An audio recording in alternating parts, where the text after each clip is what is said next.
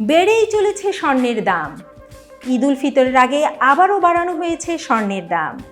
একদিনের ব্যবধানে ভরিতে ১,৭৫০ টাকা বাড়িয়ে এক ভরি ২২ ক্যারেটের স্বর্ণের দাম নির্ধারণ করা হয়েছে ১,১৭,৫৭৩ টাকা, যা দেশের ইতিহাসে সর্বোচ্চ।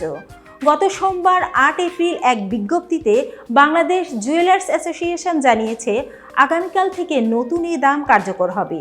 বিজ্ঞপ্তিতে বলা হয়, স্থানীয় বাজারে তেজাবি স্বর্ণের মূল্য বেড়েছে, ফলে সার্বিক পরিস্থিতি বিবেচনায় স্বর্ণের নতুন দাম নির্ধারণ করা হয়েছে। নতুন দাম অনুযায়ী প্রতি ভরি ২২ ক্যারেটের স্বর্ণের দাম পড়বে ১,১৭,৫৭৩ টাকা।